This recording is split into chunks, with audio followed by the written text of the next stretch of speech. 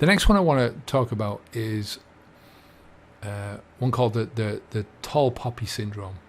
And it's something that happens when you stop, and I think a lot of people see you as being a threat once you stop. You stop drinking alcohol, especially the people that are in your own social circle, or even members of your family, because they see things. And I've got personal experience from this. You see that somebody else is making a change, and you automatically reflect that back on yourself if you are in the midst of doing this. So the drinkers will look at themselves and they'll look at their own drinking, especially people who are on the same drinking level as you, or who think that they're on the same drinking level as you. I mean, don't forget that when you get a lot of people talking about drinkers, and they say, well, this person doesn't drink that much, or that person doesn't drink that much. They have one or two, and then they can stop with that. And my answer to that is, how do you know that that's what they're doing? This is what they're doing in front of you, but think about your behavior in front of other people. Even at my worst, I used to try and hide the majority of my drinking from everyone around me, because I didn't want to see. I wasn't too bad about hiding the drunkenness, but it was the amounts that I was drinking. I think once you start getting drunker and drunker, you just don't care anymore. So when you're a threat, you're almost always a target to people, But that's it. I mean, people are threatened by all sorts of stuff. Life itself is a threat. From birth to death, life is a threat. So, you don't have to look at success that way. It's always a choice. It's a choice to be envious. It's a choice to be jealous. It's a choice to be toxic, and it's toxic in itself. That the only person that really gets harmed by this stuff is you. It's one of those things. It's like a silent cyanide. I don't know. I remember somebody once saying to that stuck with me. Silent cyanide that really slowly eats at you from the core. Envy. And it can take many different forms, in the sense of professional envy, private envy, envy of money, envy of looks, of height, of whatever, youth. But it's a bad thing for the person who dishes it out, not for the person who's on the receiving end. If you're strong enough, it goes off you like water off a duck's back. When you stop drinking alcohol, you're showing a potential release for your mind, and that potential in your life, the potential that you have as a drinker, once you stop drinking alcohol, that potential expands. It skyrockets in my experience. That's what happened to me.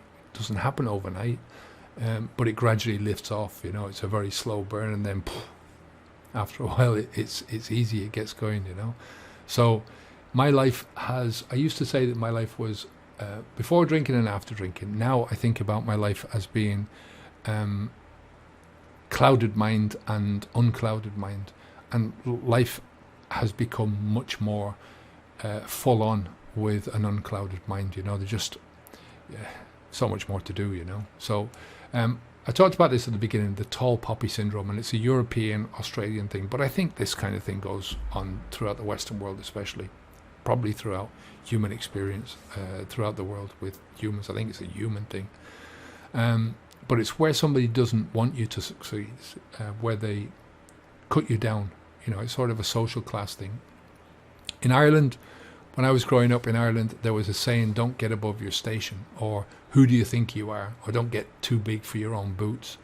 And it's like a cultural straitjacket that people put on each other, And I think it comes from insecurity. I think it comes from a personal insecurity, but also a cultural insecurity as well, within a class or within a neighborhood or whatever it is.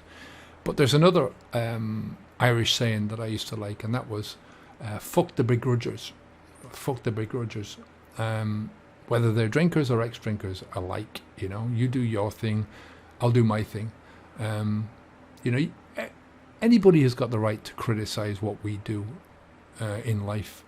and you have also got the right to criticize anybody else, I think. The biggest threat to somebody, the biggest threat to somebody's freedom is when you're cutting out that right to moan, the right for somebody to have a moan or to be a critic, because I think it's only through listening to and understanding criticism that you learn about yourself. Maybe you're not going on the right journey yourself, so as a personal judgment, and it's, I think most people, when they're talking about stopping drinking alcohol and they criticize you from that perspective, it's a judgment without base. It's a judgment without knowledge, or it's based on feelings instead of reason, right? And everyone judges from their own perspective. That's the only place that you can judge from. Life is all about personal meaning, so a personal judgment always says more about the judge than the judgee. Yeah, it says more about you than anything else. So, like I say, life is about meaning, and you cannot be responsible for the meaning that other people take in your what you say or what you do, in your actions. So somebody else's threat is not your problem. If somebody else is threatened by what you're doing, that's their problem. When you move up, you're always going to threaten somebody else's vision of themselves, how they see themselves, their own picture of themselves. Because, like I said, they reflect, when you move up, they reflect on either their own problem or whether they can do this or not. I've been reading about, I think, is it the Jonah complex? This is going back to, what's the guy's name now? Anyway, it doesn't matter. It's the same guy that wrote the Hierarchy of Needs, Abraham Maslow, and he talked about this, and he was talking about it from the perspective of that there's certain people in the world who cannot succeed in life because they've got this complex about themselves that they can't see themselves at that upper level. They can't see themselves progressing. They can't see themselves as being a leader, or and that's all right. I couldn't see myself as doing any of that stuff. If you'd have told me 10 years ago that I'd be doing this now, I would have laughed in your face. So it's having belief enough in yourself to get to that next step. Life is big enough for everybody. It's big enough to bring everybody up, to raise all the ships. But the problem is that in order to bring yourself up, which you have to do, you've got to do the work. And there's a lot of people who don't want to do the work, or they don't know what the next step is to do the work. And I feel sorry for that, because all you have to do is take the next step sometimes. It's orient yourself in the right direction in order to move upwards and forwards.